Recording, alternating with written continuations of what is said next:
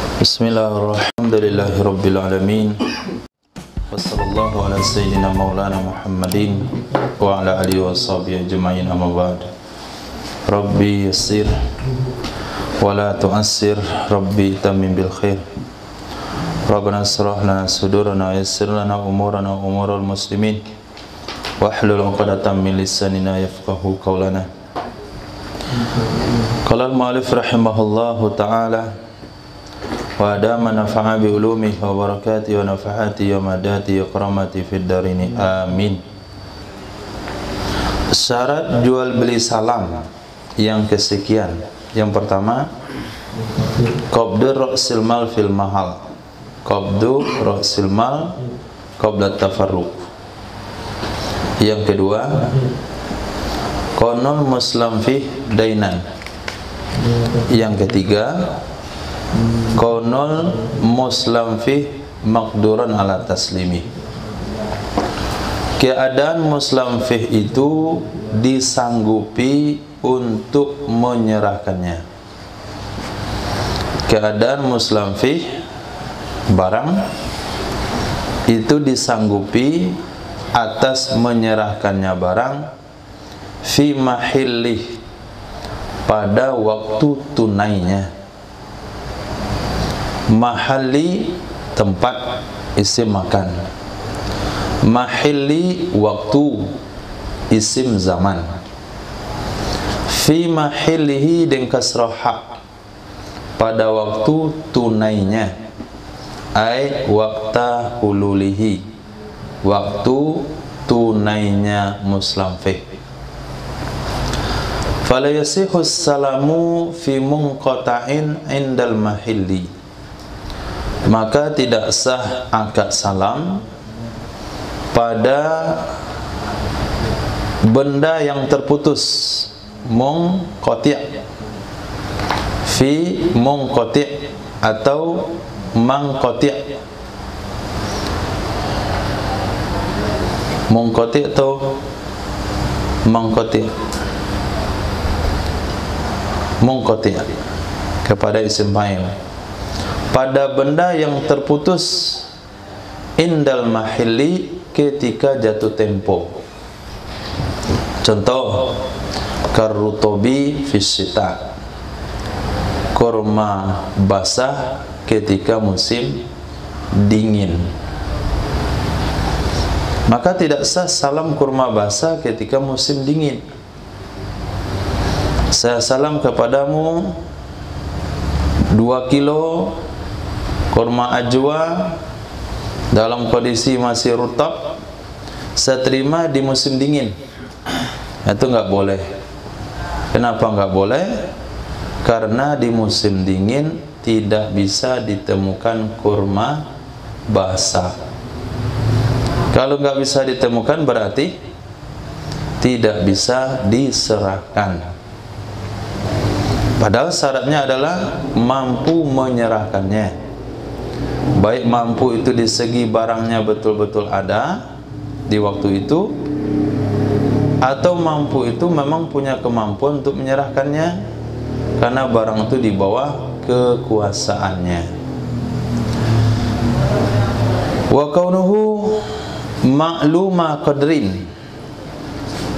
Khabarnya kaunu nasab marfa isim, nasab khabar. Kaunuhu ma'luma qadrin, keadaannya muslim fi dipastikan kadarnya, diketahui kadarnya. Bagaimana kita mengkadarnya? Bikailin, dengan takaran pada yang ditakar. Bikailin bi makilin. Makilin itu adalah isim maf'ul, asalnya makyulin. Nah, berat doma atasnya dibuanglah doma, jadilah dia makyulin. Bertemu dua huruf sakin, waw dan ya, dibuanglah waw, jadilah dia makilin. Dengan ditakar, dengan takaran pada benda yang ditakar. Awaznin fi mauzunin, dengan timbangan pada benda yang ditimbang. Au zar'in fi mazru'in, dengan diukur pada benda yang diukur, dengan ukuran pada benda yang diukur. Au iddin fi ma'dudin, dengan dihitung pada benda yang dihitung. Safirullah. Benda yang ditakar contohnya.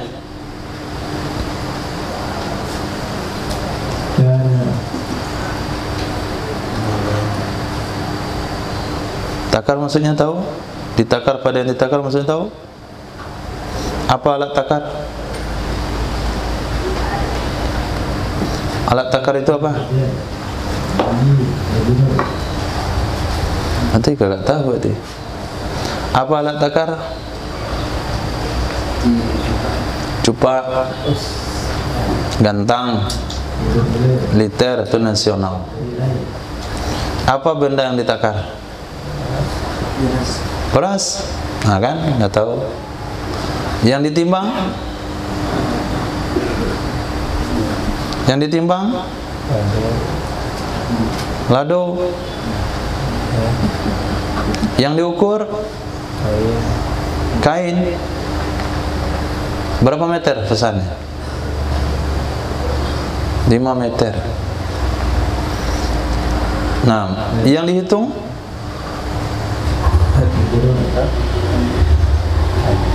Hah? Yang dihitung?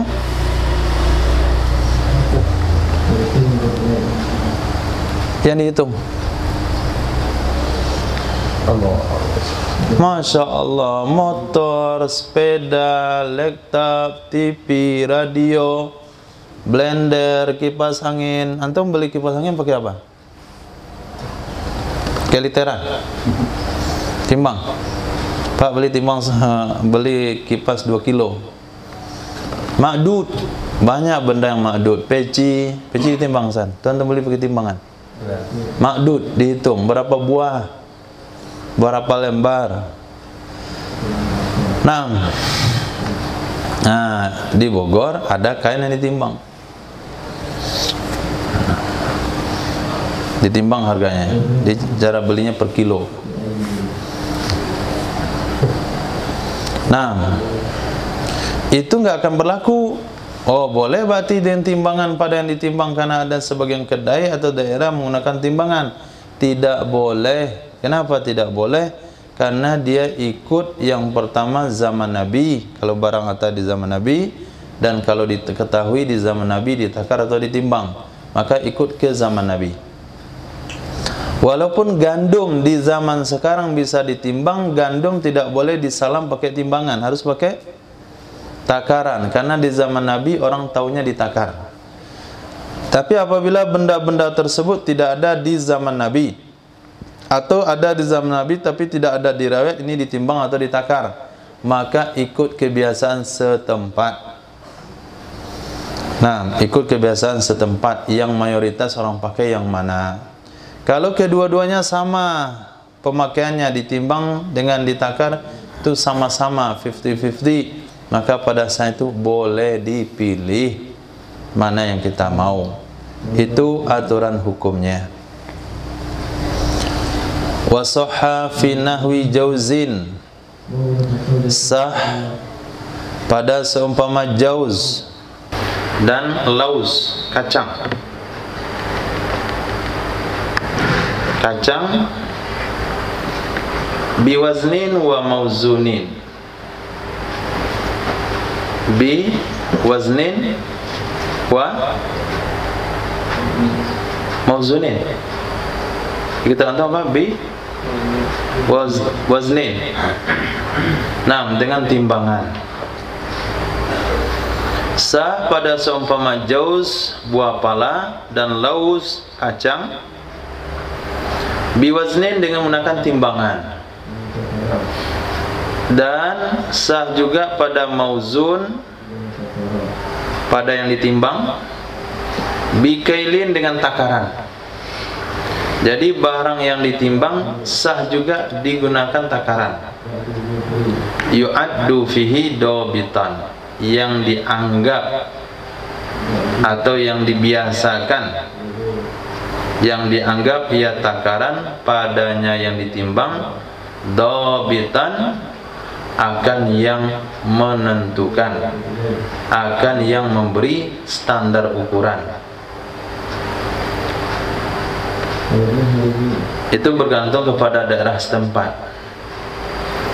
Barang-barang yang ditimbang, misalnya beras, boleh kita salam pakai kail, takaran.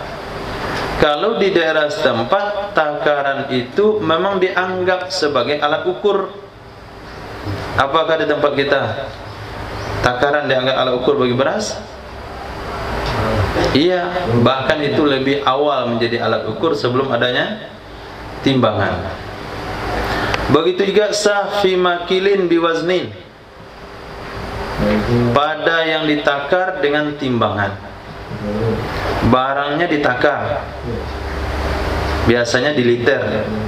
Kita pesan dengan timbangan per kilo juga boleh, selama timbangan juga menjadi alat ukur pada barang tersebut. Wala yajuzu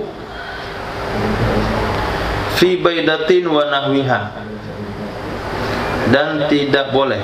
Situ apa? Wala yajuzu fihi fi. Nah, wala yajuzu fi baidatin wa nahwiha, tidak boleh ia timbangan dan takaran pada telur dan seumpamanya.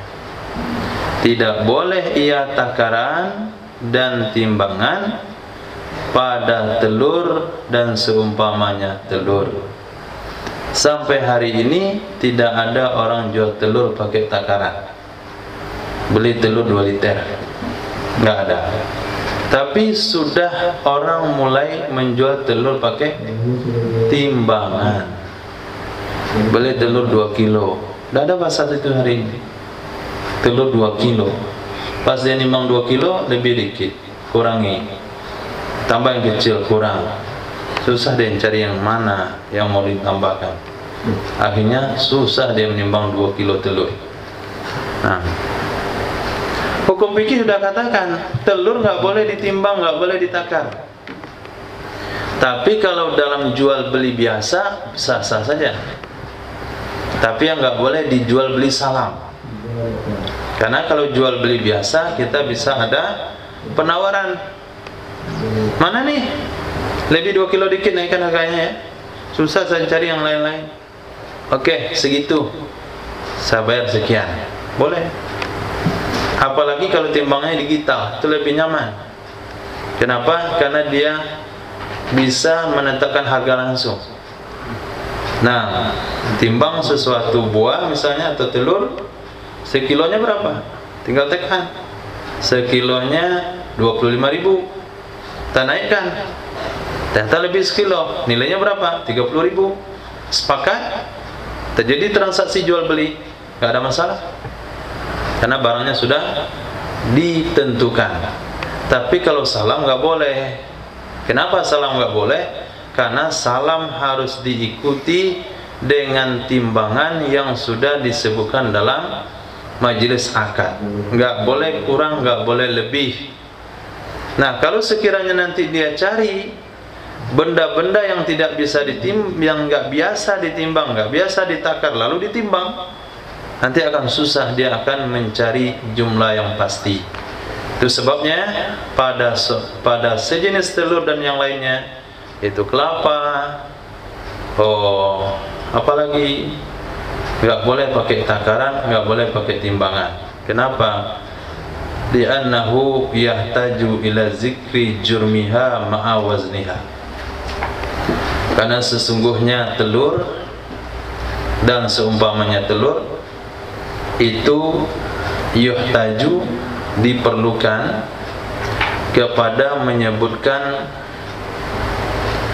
jirimnya telur. Jirimnya telur artinya size-nya telur beserta timbangannya. Nah, menyebutkan size-nya telur bersama timbangannya. Saya salam. Nih, coba bisa dicarikan nggak? Saya salam sama antum. Uang 75.000 ini pada 30 butir telur, yang satu butirnya beratnya 2,2 gram. Yang satu butirnya beratnya 2 gram. Besarnya seperti ini, beratnya sebesar ini, seberat ini. 30 buah. Coba carikan. Maka dicari, oh ini pas besarnya. Timbang, nggak cocok. Beratnya, pas beratnya, nggak cocok. Size-nya. Maka perlu disebutkan ukuran besarnya beserta timbangannya. Mencocokkan size dengan timbangan itu susah. Nah, maka tidak boleh. Kalau nggak boleh, maka pakai adun. Dia pakai hitungan. Telur termasuk ma'dud. Dia harus dihitung. Beli telur 30 buah. Kalau sekiranya kita cocokkan antara saiz dan timbangannya, fayuwarrisu izzatal wujud, maka hal itu akan menyebabkan sulit untuk ditemukan. Fayuwarrisu, maka menyebabkan ia hal itu menyesuaikan timbangan dengan saiz, izzatal wujud, akan sulit untuk didapatkan. Size itu ukuran, tulisannya CZ, SIZE, CZ. Dan di peci antum CZ 6. Nah, ukurannya 6. Bacanya apa? Size 6. Dia baca CZ. Baju antum CZ-nya berapa? CZ 56. 5624. Saya pernah nggak tinggal di Inggris. Nah, itu jermi, jirim. Saat itu kan jirim, mengerti nggak kira-kira? Menyebutkan jirim berserta timbangannya. Jirim apa ya? Ukuran. Ukuran itu seolah-olah terlalu lebar jadinya. Ukuran rumah, ukuran ini, ukuran dan sebagainya. 4x4, 6x6. Maka yang paling mudah itu size. Wa istaratu aidan bayanu mahalli. Nah, sekarang bukan mahalli lagi, tapi mahalli. Disyaratkan juga menjelaskan tempat. Disyaratkan juga menjelaskan tempat taslimin lil muslimi fih, menyerahkan muslim fih. In aslama bimahallin la yasluh, jika akad salam ia seseorang di tempat yang tidak cocok,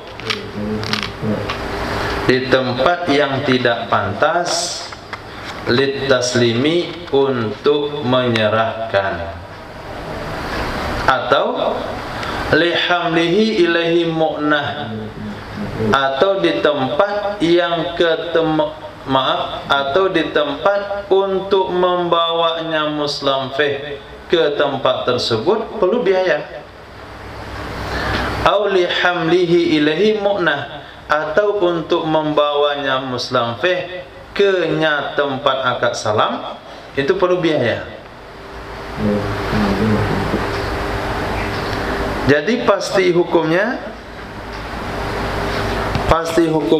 ketika seseorang akad salam dan dia tidak menyebutkan tempatnya, maka tempat penyerahannya di mana? Tempat penyerahannya di mana? Kalau tempat nggak disebutin? Tempat penyerahannya di mana terjadinya akad salam. Nah, kalau sekiranya tempat terjadinya akad salam tidak cocok untuk menyerahkan barang, maka wajib kita sebutkan tempat penyerahan. Mana contoh tempat yang tidak cocok untuk penyerahan muslim fih? Dia buat sebuah akad salam di sebuah tempat, yang tempat itu enggak cocok untuk menyerahkan muslamfeh. Mana contohnya?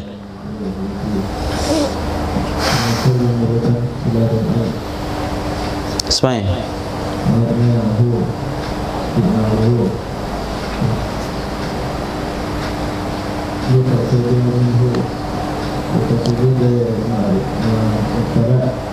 Paham pertanyaannya?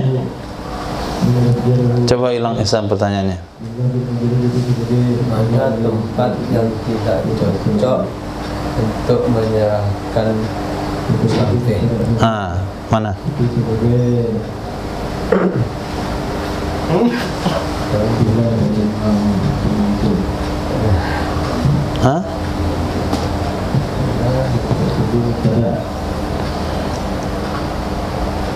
Mana? Mana?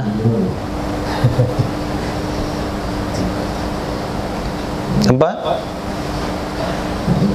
Bergantung kepada tempat dan kepada barangnya. Antum akad salam di ruang tunggu pesawat, antum salam kambing korban, sedang duduk-duduk nunggu pesawat. Delay Pak ya? Ya delay. Mau kemana Bapak? Mau ke Jepang saya. Oh Jepang. Mau ngapain ke Jepang? Ngantar kambing korban. Bapak tahu ke kambing ya? Oh iya. Oh itu bisa nggak pesan kambing untuk Idul Adha nanti? Oh bisa. Oke Pak, ini uang 2.300.000. Saya salam ke Bapak. Kambing Manggala, usia 2 tahun, cukup syarat korban. Saya terima hari H Idul Adha. Boleh? Boleh? Tidak boleh. Harus sebutkan saya terima nanti di Bandar Buah. Kenapa? Karena nggak mungkin antum bawa kambing ke ruang tunggu di situ. Nggak bakalan diperbolehkan. Atau akad salamnya di masjid, nggak boleh akad salam di masjid, jual beli hukumnya dilarang. Tapi kalau akad salamnya cuman sekedar handphone, elektronik, boleh nggak masuk ruang tunggu? Boleh, nggak ada masalah. Akad salamnya durian, tapi akad salamnya di masjid, boleh nggak? Nggak boleh. Nah, maka kalau sekiranya tempat penyerahan itu tidak mungkin dijadikan tempat, jika tempat terjadinya akad salam tidak cocok untuk tempat penyerahan barang, maka harus disebutkan tempat penyerahannya. Itu satu. Yang kedua, tempat membawa barang ke tempat akad salam perlu biaya. Nah, yang muslimnya orang Batu Gadang, muslim ilahnya juga orang Batu Gadang, akad salamnya di Batu Gadang, akad salamnya di Batu Gadang. Nah, tapi maaf, salah contoh. Allah, salah contoh.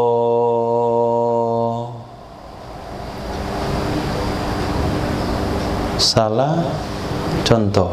Oke. Yang salam muslimnya, yang tukang yang mesen barang muslim atau pembeli orang Batu Gadang, profesinya pedagang di pasar raya, profesinya pedagang di pasar raya. Kemudian muslim ilaih juga orang Batu Gadang, profesinya tukang angkut di pasar raya. Kemudian akad salamnya di pasar raya Padang, akad salamnya di pasar raya Padang. Nah, kemudian ketika dia adalah sama-sama orang Batu Gadang, kalaulah sekiranya penyerahan di Batu Gadang itu perlu ongkos kirim nggak? Hah? Perlu ongkos kirim. Dia sama-sama orang Batu Gadang, dia bawa pakai motor, diantar dia ke tempatnya kawannya itu, nggak perlu biaya. Tapi akad salamnya terjadi di mana? Pasaraya situ. Nah, membawa barang ini ke pasaraya perlu biaya? Perlu biaya. Maka kalau sekiranya akad salamnya di pasaraya, dia harus sebutkan kamu terima barang ini nanti di mana. Nah, kalau terima nanti di Batu Gadang atau terimanya di pasaraya ini. Kalau ke pasaraya ini saya keluar biaya lagi. Bawanya ke pasaraya, kamu untung. Kenapa? Barang kamu udah sampai pasaraya, tinggal kamu jual. Kamu nggak kena biaya pembawa daripada biaya transportasi dari Batu Gadang ke pasaraya. Supaya tidak terjadi nanti persengketaan di akhir, ketemulah orang ini Batu Gadang. Tuh, sudah datang tuh. 100 kodi sendal yang kamu salam. 100 kodi sendal yang kamu salam sudah datang. Oke. Nah, terimanya kapan? Kan 1 hari lagi kan? Ya, 1 hari lagi. Oke lah, saya tunggu 1 hari lagi. 1 hari lagi besok kan? Ya, besok. Besok datanglah orang itu. Dia bawa dia 100 kodi itu ke rumah si Muslim ile bawa barang sendal 100 kodi ke rumah si Muslim. Perlu biaya dia bawa? Enggak perlu, karena dia satu tempat tinggal. Tapi akad salamnya kemarin kan di pasaraya. Kalau saya tidak sebutkan tempat penerimaannya, maka tempat salamlah tempat penerimaan dan penyerahan. Berarti kamu antar dong ke pasaraya situ. Situ kita akad, situ kita terima. Enak kamu. Nah, antar ke situ berarti kamu udah keluar modal biaya transportasi bawa barang. Saya yang rugi. Ya, mending saya serahkan di sini, ke rumah kamu di sini. Saya kira di sini kemarin, maka harganya mau segitu. Kalau saya kena biaya charter pick up lagi ke situ, berapa biayanya? Akhirnya debat. Terjadi persengketaan. Asbab apa? Asbab apa? Tempat penerimaan tidak disebutkan dalam akad. Kenapa persengketaan itu terjadi? Karena tempat akad dengan tempat tinggal, membawa barang tempat tinggal ke tempat akad perlu biaya. Nah, tapi kalau orang Batu Gadang tinggal sama-sama Batu Gadang, akadnya di Batu Gadang, itu nggak usah disebutin. Kenapa? Akadnya di sini, penyerahannya di sini dengan di sini, tinggalnya sama-sama tempat, nggak perlu biaya, sehingga tidak akan menyebabkan persengketaan, sehingga nggak perlu disyaratkan. Tapi kalau sudah disyaratkan di dalam akad, kamu serahkan di pasaraya, kamu serahkan di Indarung, saya akan serahkan nanti di Indarung, maka tidak ada lagi persengketaan. Kenapa? Sudah disetujui dari awal. Itu gunanya akad. Jadi akad itu adalah menutup persengketaan setelah akad berjalan. Sehingga dibuatlah oleh syarat-syarat oleh para ulama bagaimana persengketaan itu tidak ada. Nah, kalau dalam akad salam supaya persengketaan itu tidak ada, kamu mesti sebutkan tempat penyerahan barang.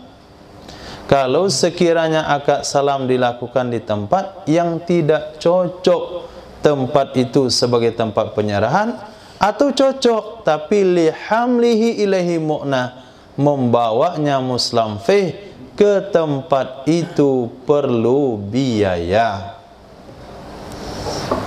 Nah, titik. Walau zafarul muslimu bil muslam ilaih, jikalau bertemu zafara atau zafira, jikalau bertemu si muslim dengan muslim ilaih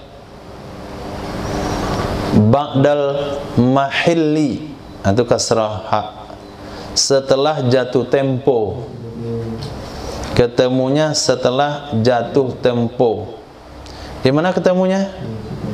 Fi ghairi mahalli taslim, pada tempat, pada selain tempat penyerahan, pada selain tempat penyerahan. Walinaklihi ila mahalliz zafri mu'natun, dan untuk memindahkannya barang ke tempat pertemuan, ke tempat perjumpaan itu perlu biaya. Lam yalzamhu adaun, maka tidak wajib akannya, tidak wajib akannya si muslim ilaih oleh menyerahkannya, oleh menunaikan. Wala yutalibuhu, dan tidak boleh menuntut ia si muslim akannya muslim ilaih biqimatihi, dengan harga pasarannya muslim fi.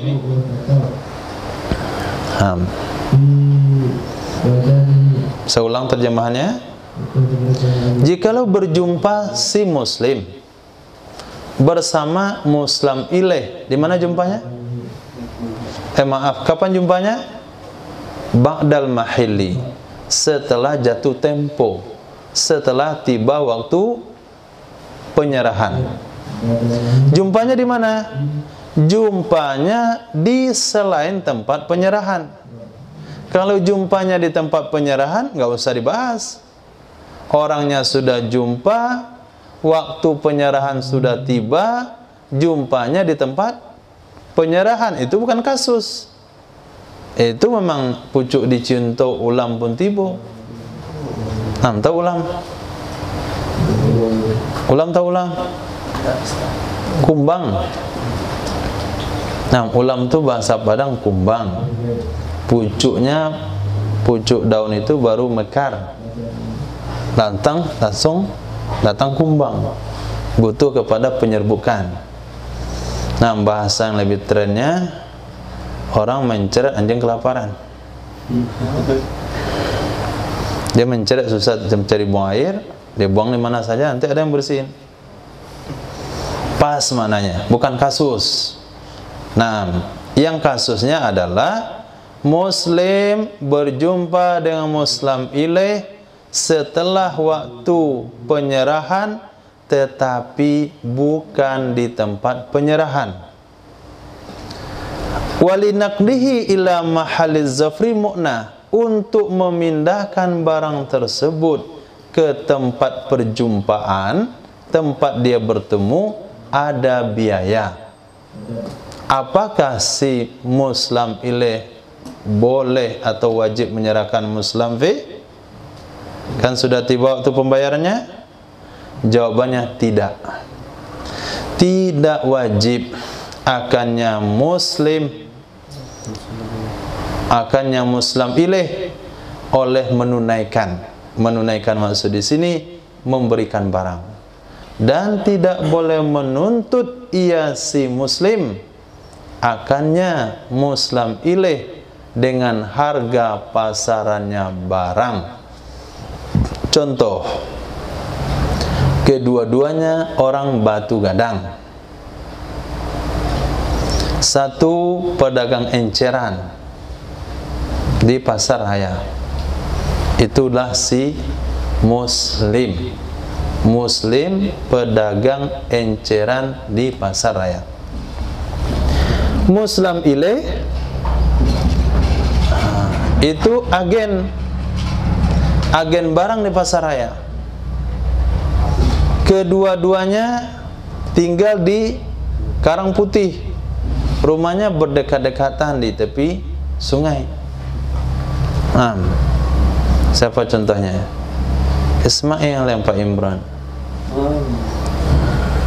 Bukan, Ustaz Firdaus.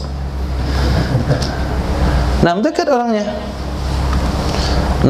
Jadi si pedagang enceran ini yang dia adalah orang memesan barang, dia hari-hari jualan di pasar raya. Jumpalah sama agen tuh pasar raya. Jang, ini udah tiba waktu saya ngambil barang pesanan saya. Iya, udah tiba. Mana barangnya? Barangnya ada di mobil. Mau saya bawa ke Indarung. Janganlah bawa ke Indarung, turun di sini saja. Enggak, janji kita di mana? Di Indarung. Kok pasar raya? Janji kita di Indarung. Kita akadnya kan di Indarung, penyerahnya di Indarung. Sini sajalah. Dia kan kayak nggak tahu. Sebetulnya dia ada untungnya situ. Barangnya sudah di pasar raya, jadi kan gratis. Nggak perlu dia capek-capek lagi bawa di Indarung ke pasar raya. Barangnya memang udah pasar raya. Turunin sini saja. Bertemulah si Muslim ileh di pasar raya. Tapi penyerahnya di Indarung. Untuk dibawa ke Indarung, dari Indarung ke pasar raya perlu biaya. Si Muslim biar menang harga transportasi pengiriman barang, dia minta di tempat. Wajib nggak diserahkan? Wajib nggak? Wajib Muslim ilaih menyerahkan barangnya?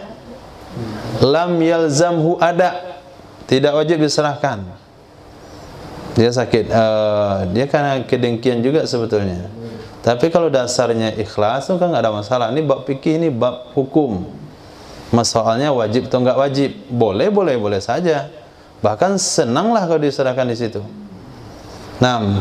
Kata Muslim ilaih, Muslim juga senang. Muslim ilaih, baguslah ringan mobil saya ke atas.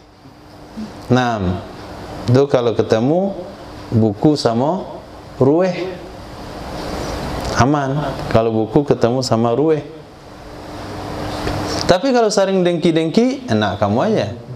Nanti kamu mau minta biaya gratis pengiriman ya dari Indarung ke pasar raya. Saya nggak mau. Nanti saya lagi kena biaya ini biaya itu. Khair, kesimpulannya nggak mau, maka hukumnya tidak wajib. Karena Muslim ini tidak tertunai keinginannya, oke. Kalau kamu nggak mau turunkan barang saya di sini, mana harganya saja? Harganya saja serahkan. Berapa harga pasaran barang itu di pasar raya? Bayar ke sama saya harganya. Juga tidak boleh. Harus dia terima barangnya. Dia nggak boleh ngotot nuntut barang diturunkan di situ. Gara-gara si Muslim ilaih tidak mau, akhirnya dia nuntut nilai pasaran barang itu. Bukan nilai jual, nilai pasaran. Tentu Muslim ilaih dapat untung juga. Dapat untung juga karena dia minta nilai pasaran, bukan nilai beli. Titik. Bisa dipahami? Wala yasihu wa yasihu salmu halan wa muajjalan. Sah hukumnya salam tunai dan sah juga hukumnya salam muajjal bi ajalin maklum, diberi tempo dan masa yang diketahui.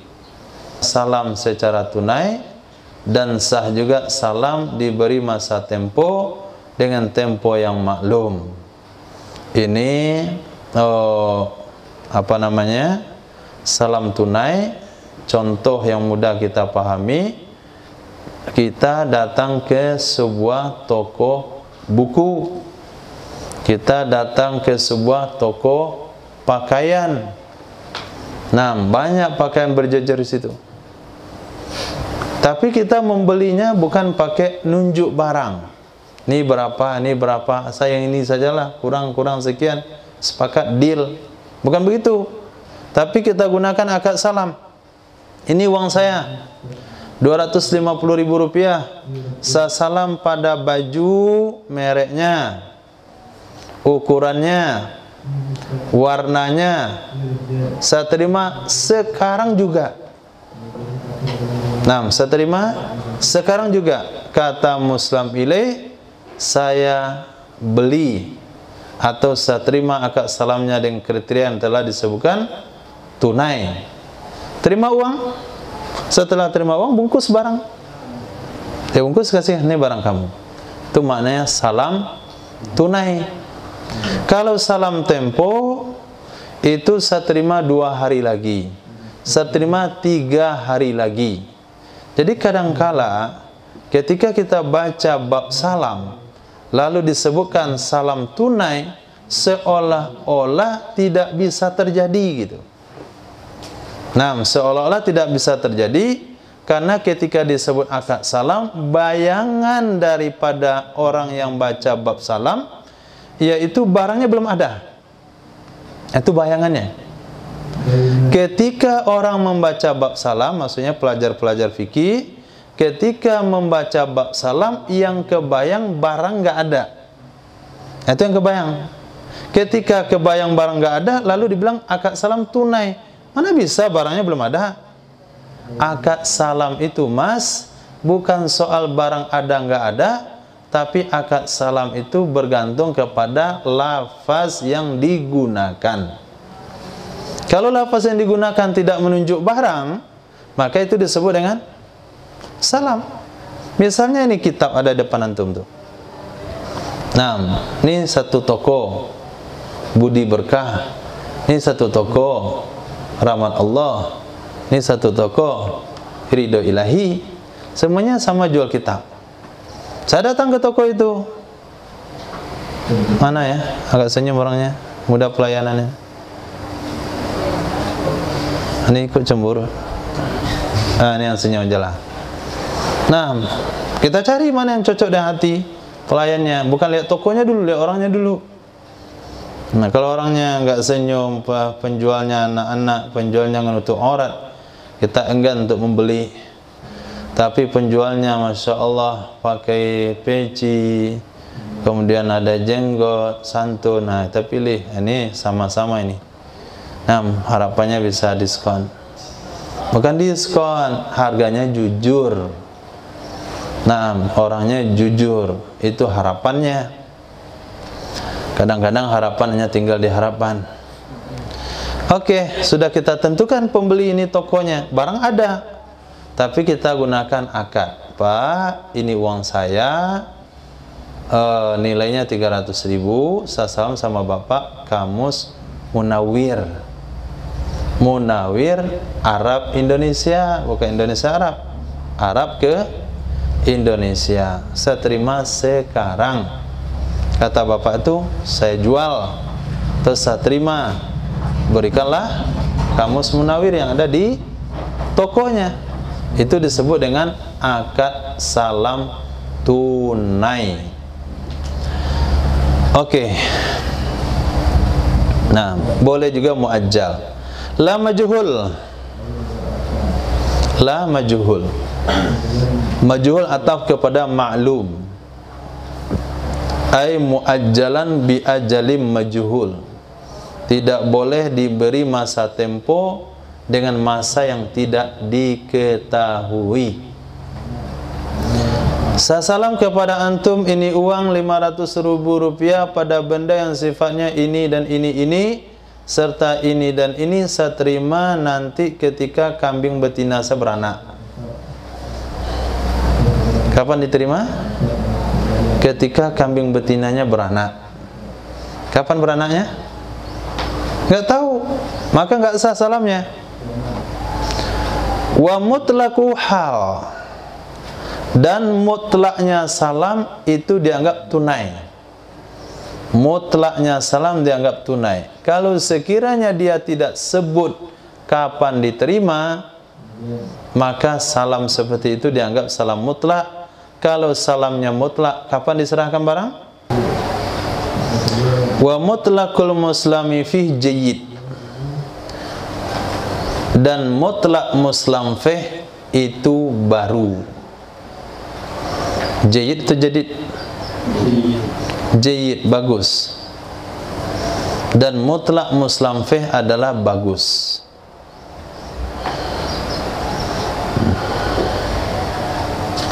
Kalau dikatakan ini uang sekian, saya salam sama antum pada pakaian sifatnya ini, tidak disebutkan kain bagus atau jelek, maka mutlak itu menunjuk kepada kualitas bagus. Misalnya pakaian itu ada dua kualitas, ada yang premium, ada yang biasa, ada yang organik, ada yang enggak organik. Ketika tidak disebut organik atau tidak organik, premium atau enggak premium, eksklusif atau tidak eksklusif, maka akad itu mengarah kepada yang tipe bagus. Maka tidak ada lagi pertengkaran setelah itu. Tapi kalau dikatakan yang jelek, baru yang jelek. Kualitas sedang, baru sedang. Tapi kalau dia enggak sebut kualitas, berarti kualitasnya tertinggi. Nah, titik, habis akad salam. Sekarang masuk bab riba. I'anah memang menyambung begitu saja. Wa haruma riba. Haram hukum riba. Marra bayanuhu qariban. Telah terdahulu penjelasan riba baru saja. Telah terdahulu penjelasan riba qariban barusan, yaitu dalam judul Bai'ur Ribawi. Wa huwa anwa', dan dianya riba itu ada beberapa macam. Dan dianya riba ada beberapa macam. Pertama namanya riba fadl. Riba fadl bi ayyazida ahadal iwadain, dengan bahwa melebihkan ia seseorang akan salah satu dua benda yang ditukar, dua benda yang menjadi jual beli atau objek jual beli. Seperti pembahasan yang telah lalu yang beliau katakan baru saja, yaitu tentang bai' ribawi. Kita ulang sedikit. Ilat ribawi menurut mazhab Imam Syafi'i ada berapa? Ada dua. Pertama, makanan mat'um. Yang kedua, naqad, emas perak, atau hari ini untuk lebih mudah dipahami, mata uang. Maka pada makanan, kalau kita jual dengan sesama jenis, beras dengan beras, gandum dengan gandum, garam dengan garam, tembakau, merica dengan merica, itu syaratnya ada berapa supaya enggak terjadi riba? 3. Pertama, hulul, tunai. Yang kedua, serah terima sebelum berpisah dari majelis akad. Yang ketiga, mumasalah, sama banyak. 2 liter sama 2 liter, 3 liter sama 3 liter, 5 kilo sama 5 kilo. Kalau terjadi penambahan yazida, menambah salah satu dua iwad, itulah namanya riba fadl. Saya butuh beras kualitas tinggi, tidak masalah kuantitas kurang. Ada tetangga butuh kuantitas banyak, kualitas gak perlu. Pas saya dikasih beras dolok 10 kilo, agak susah memakannya. Tapi teman diberi kasih beras solok 6 kilo. Kata dia, saya biarlah banyak, nggak penting bagus. Kata saya, biar dikit, yang penting bagus. Cocok kita, ketemu ruas sama buku, ketulas baut sama mor, baut sama mor. Jadi cocok soalnya perhitungan. Oke lah, saya jual beras dolok 10 kilo kepada kamu dengan harga beras solok 6 kilo. Berarti ada yazidu. Apa yang yazidu situ? Beras doloknya lebih 4 kilo karena kualitasnya rendah. Itu hukumnya haram. Namanya riba fadl. Riba fadl. Riba fadl artinya riba asbab dilebihkan salah satu dari dua jenis yang terjadi jual beli di atasnya. Yang kedua namanya riba qard. Riba qard. Riba hutang. Bi ay yastarita fihi ma fihi naf'un lil muqtarid. Dengan bahwa mensyaratkan ia seseorang fihi padanya hutang ma akan sesuatu fihi yang padanya sesuatu naf'un lil muqrid, manfaat bagi orang yang menghutangkan. Jadi mensyaratkan pada hutang sesuatu yang memberi manfaat kepada orang menghutangkan. Itu disebut riba qard. Mau saya hutangkan uang ke kamu, tapi bayarnya 2 kali lipat. Mau saya hutangkan 10 juta, tapi bayar 12 juta. Mau saya hutangkan uang kepada kamu, tapi motor kamu selama berhutang saya pakai. Sawah kamu selagi hutang belum dibayar, saya yang garap. Itu namanya riba qard. Bukan gadai-menggadai itu. Oh, sawah ada tagadai. Mana sawah kita? Kenapa orang itu yang buat? Tagadai sama dia. Nah, itu bahasa yang sering kita dengar di kampung. Tagadai. Tagadai itu artinya dia nggak bisa menggarap sawahnya, karena dia sudah hutang uang sama seseorang. Orang yang menghutangkan itulah yang menggarap sawah setiap tahun. Itu masuk kategori riba qard. Nah, kalau gadai, sawah tetap digarap oleh yang punya sawah, tapi surat sawah yang dipegang oleh orang yang menghutangkan, tiba waktu pembayaran nggak sanggup dibayar, maka ditawarkan, ditagih kepada orang berhutang, kamu sanggup nggak bayar hutang kamu? Oh, saya nyerah, nggak sanggup. Kalau gitu, ayo kita jual sawah ini untuk melunasi hutang saya, sisanya nanti kalau ada saya kasih sama kamu. Itu namanya gadai yang benar. Sementara gadai-gadai yang kita dengar hari ini, itu bukan gadai, itu nama riba qard. Kita hutangkan uang sama si pemilik sawah, selagi hutang belum dibayar, sawah dipakai oleh yang memberikan hutang. Itu maknanya mensyaratkan sesuatu yang pada sesuatu itu ada manfaat bagi yang menghutangkan. Itu asbabnya pertanian di kampung-kampung kita merosot. Nah, merosot. Tidak bisa lagi mengeluarkan zakat setiap kali panen. Orang dulu zakat sekali setahun. Maaf, orang dulu panen sekali setahun ada zakat. Kita hari ini panen minimal 2 kali setahun, bahkan ada yang sampai 3 kali, tapi kagak ada zakat. Sawah yang sama dengan teknologi yang lebih canggih, dengan mesin produksi yang lebih canggih, dengan pupuk yang sudah dikembangkan, kenapa hasilnya justru kurang? Enggak hasilnya yang kurang, tapi manciknya yang banyak. Kenapa manciknya banyak? Kata mancik, ini uang haram nih, daripada kamu yang makan, biar kami yang makan.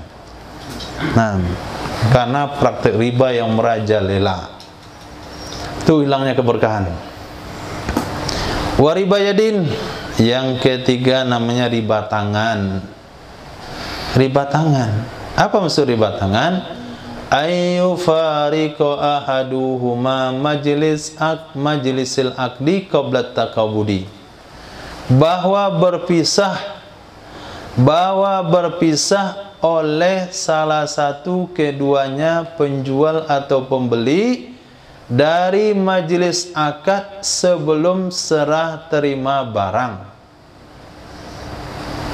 Itu namanya riba tangan. Maknanya bai' ribawi yang syaratnya serah terima sebelum berpisah, syarat itu yang nggak ada. Jumlahnya sama banyak, sama.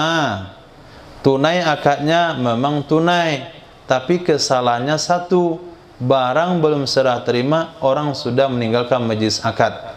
Itu terlibat disebut riba yad. Riba yad. Kemudian diantara lagi namanya riba nasa. Riba nasa. Nasa artinya hutang. Nasa artinya enggak tunai. Riba yang muncul gara-gara enggak tunai, yaitu dengan bawa mensyaratkan atau disyaratkan ajalun fi ahadil iwadain. Disyaratkan tempo pada salah satu dua iwad, pada salah satu dua barang yang diperjualbelikan. Ini berkaitan dengan syarat harus tunai. Ternyata dikatakan nanti barang saya nyusul ya, saya utang ya. Nah, itu hukumnya tidak boleh, terlibatlah ke riba nasa.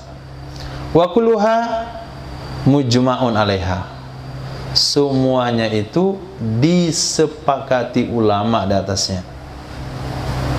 Semua jenis riba yang tadi dikatakan, riba fadl, riba qard, riba yad, riba nasa, itu seluruh ulama ijma di atasnya. Jadi kalau ada ulama-ulama akhir zaman yang menghalalkan bunga, bunga bank, itu sudah melanggar ijma ulama, nggak boleh didengar, nggak usah diperhitungkan. Kenapa? Karena hutang dengan mensyaratkan membayar lebih manfaat kepada pihak para yang memberi hutang, itu disebut riba qard. Riba qard mujma' 'alaiha, sudah disepakati ulama di atasnya, nggak ada khilafiyah di situ. Muncul belakangan khilafiyah, itu bukan khilafiyah, itu adalah nyamuk di luar kelambu. Summal aywadani ini tafaqa jinsan. Diulang kembali oleh beliau.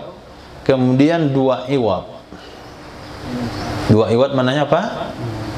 Barang yang dibeli dengan barang pembelinya.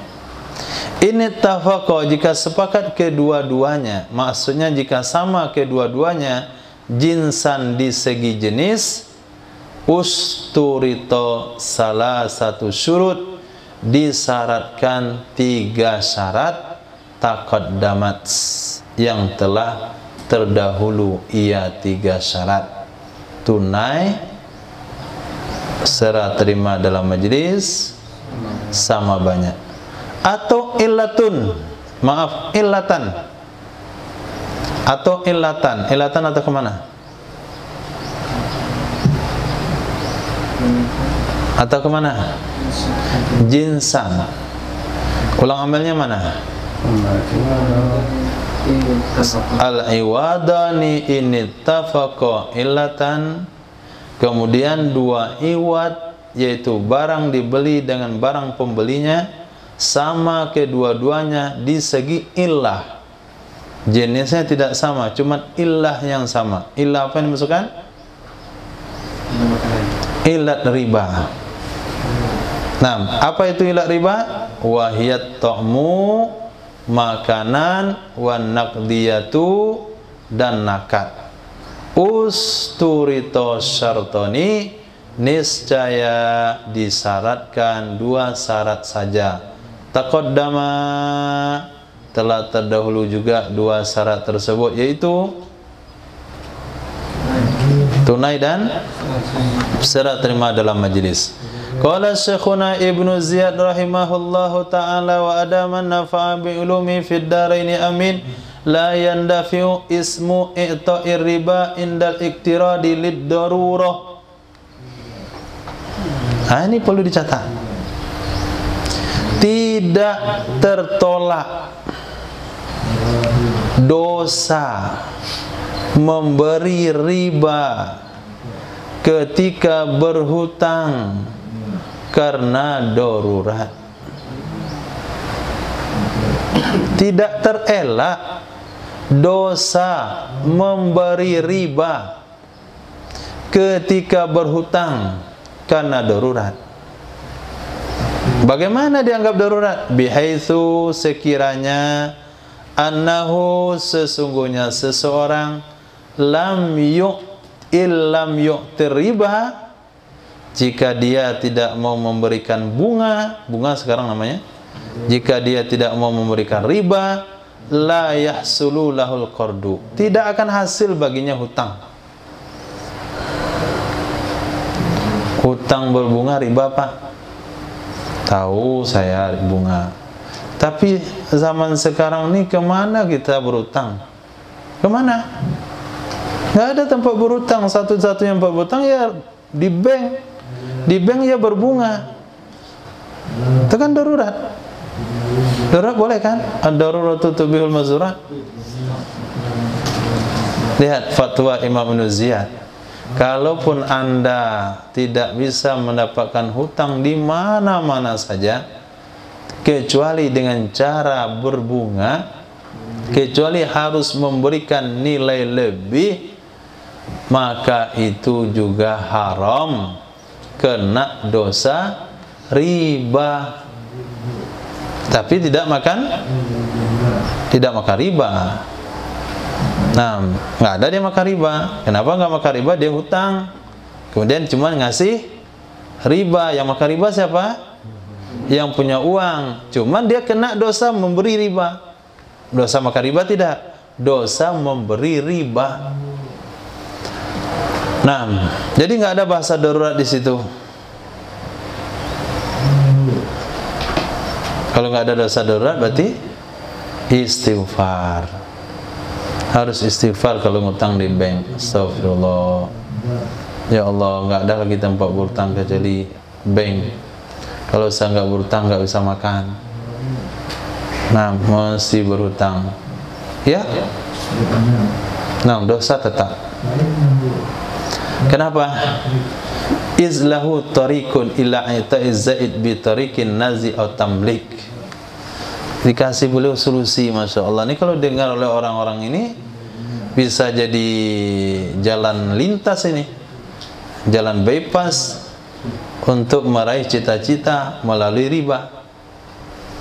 Nah, apa jalan yang beliau kasih? Karena lahu, baginya orang yang terdesak. Nah, ingat kembali domirnya, baginya orang yang terdesak. Kalau Anda terdesak boleh, kalau nggak terdesak jangan.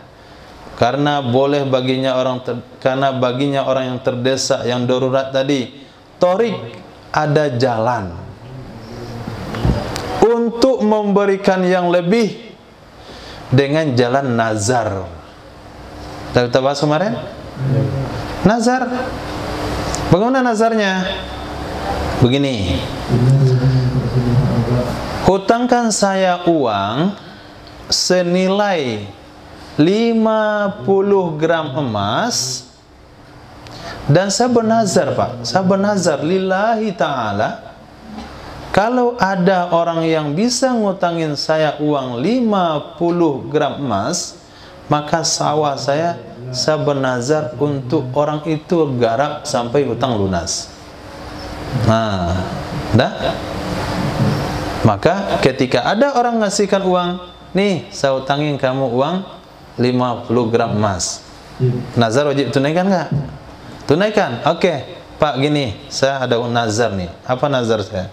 Kalaulah ada orang baik zaman sekarang mau ngutangin uang ke saya 50 gram emas, sawah saya itu saya kasih ke dia untuk dia garap sampai hutang lunas. Nah, riba nggak? Kata Imam Ibnu Ziyad, nggak riba, itu boleh. Tapi ketika kita kembali kepada bab nazar di belakang halaman berapa, coba carikan. Supaya kita ini bolak-balik tahu sangkut pautnya.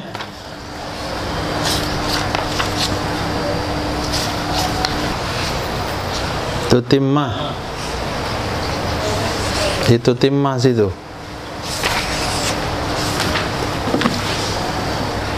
Halaman 655 kitab kuning tutimmatun penyempurnaan ikhtalafa jam'un mimma syuyukhina. Telah berbeda pendapat sekelompok masyayikh dari guru-guru kita. Masyayikh dari masyayikhnya, masyayikh dari guru-guru kita tentang nazar orang yang berhutang menazarkan harta yang ditentukan bagi yang menghutanginya selama hutang masih ada dalam tanggung jawabnya. Berkata sebagian ulama hukumnya tidak sah, berkata ulama yang lain hukumnya sah. Di antara yang mengatakan sah adalah Imam Ibnu Ziyad. Nah, di Tutimma juz 2 dari bahas itu ada. Jadi kalau ada orang yang berhutang menazarkan satu harta kepada orang yang menghutanginya selama hutang belum terbayar, qaulul ulama lam yasihha. Sebagai mengatakan sah. Di antaranya ini Imam Syekh Yuna Ibnu Ziyad mengatakan beliau, kalaulah ada orang terpaksa berhutang, tidak ada cara lain kecuali dengan memberikan riba, maka dia tidak terelak dari dosa riba. Kenapa enggak tolak daripada dosa memberikan riba? Karena dia punya jalan lain. Apa jalannya? Memberikan yang lebih pakai jalan nazar. Nah, memberikan yang lebih pakai jalan nazar. Hutangkan saya uang 10 juta rupiah. Kata yang punya uang nggak mau, saya nggak mau ngasih utang kamu, kecuali kalau kamu mau bayar 12 juta rupiah. Oke, sepakat kan? Sepakat. Saya nggak mau dari riba-riba itu. Nah, tapi coba dengarkan nazar saya. Saya bernazar lillahi ta'ala, siapa saja yang mau menghutangi saya uang 10 juta rupiah, saya akan kasih dia sedekah 2 juta. Dah. Terjadilah hutang. Nih, saya hutang 10 juta. Khair, selesai. Kemudian pas tiba pembayarannya, bayar berapa? 10 juta. Kemudian 2 juta nazar. Kan ada jalan itu. Dia tidak kena hukum riba. Bagaimana kira-kira pendapat orang sekarang? Saya terpaksa ngutang sama dia, tapi saya niat yang saya beri ini sedekah. Boleh nggak? Boleh nggak? Saya nggak terpaksa bayar bunganya. Saya nggak anggap itu nggak bunga. Saya takut sama riba, tapi saya niat itu sedekah. Boleh nggak?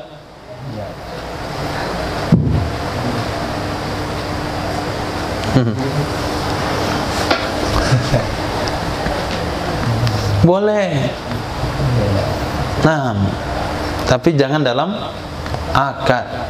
Akadnya dibatalkan dulu. Oke Pak, Bapak kan maunya 10 juta, saya bayar 12 kan? Iya, tapi jangan buat akad riba lah Pak. Jangan buat akad riba. Tapi saya berutang 10 juta, tapi niat sedekah nanti 2 juta. Kalau nanti saya sukses dalam usaha saya. Nah gitu nggak ada masalah. Tapi cara yang lebih mudah, yang nyaman adalah nazar. Karena kalau sedekah wajib bayar nggak? Nggak wajib. Kalau nazar, nah itu biar nazar, biar orangnya percaya. Kata beliau solusinya nazar. Atau tamlik, ngasih saja, ngasih. Nih oleh-oleh deh saya. Nih jasa terima kasih. Ada cara yang lain. Berarti boleh. Kalau memang orang betul-betul terpaksa berhutang, tidak ada cara lain kecuali dengan jalan riba, maka kalau dia niat tamlik, ngasih oleh-oleh, hadiah, ucapan terima kasih, bahkan kalau niatnya mengamalkan hadis Nabi, sebaik-baik kamu adalah orang berhutang lalu membayar dengan yang lebih baik, itu niatnya, maka dia bebas dari dosa riba. Naam. La siyama, apalagi idza qulna an-nazru la yataju ila qabulin lafzan alal mu'tamad. Apalagi kita berpendapat nazar itu tidak perlu kepada qabul secara lafaz menurut pendapat mu'tamad. Jadi bahkan nggak perlu kompromi sama orang yang ngutangin sebetulnya. Nggak perlu disebutin sama dia. Nggak perlu disebutin sama dia, nggak perlu dijelasin sama dia. Saya mau ngutangin kamu uang 10 juta, syaratnya kamu bayarnya 12 juta. Kita niatkan di hati. Nah, besok saya datang memastikannya. Besok saya datang memastikannya. Atau setelah zuhur saya datang memastikannya, ngambil uangnya. Sebelum kita ngambil uang, kita buat dulu nazar. Kita buat dulu nazar. Jadi yang kita bayar 2 juta nazar, apalagi nazar tidak perlu qabul secara lafaz dari si penerima. Menurut pendapat mu'tamad. Qala Syekhuna Ibnu Hajar Al-Haytami yandafi'ul ismu lid-darurah, enggak perlu buat-buat cara seperti itu. Sudah terelak dosa karena darurat dengan dalil ad-daruratu tubihul mahzurat. Jadi masyarakat kita kalau memang berdagang enggak ada modal, kemudian sudah hutang sama saudara juga tidak mengutangin, ngutang sama orang kaya juga katanya enggak ada uang untuk diutangin, terpaksa lah ngutang pakai bank tanpa bunga, enggak ada bank yang menyediakan hutang tanpa bunga, akhirnya terpaksa berhutang pakai bunga. Alasannya betul-betul darurat, tidak ada jalan lain. Kata Syekhuna Ibnu Hajar Al-Haytami, dia tidak kena dosa memberi riba. Kenapa? Sudah darurat. Nah, alhamdulillah aman juga sebagian masyarakat masa kecil kita yang berutang karena faktor darurat. Tapi kalau faktor kredit mobil, kredit rumah, kredit motor, tambah toko lagi, itu tidak ada bab darurat di situ sama sekali. Sama sekali nggak ada bab darurat. Nah, cukup insyaallah.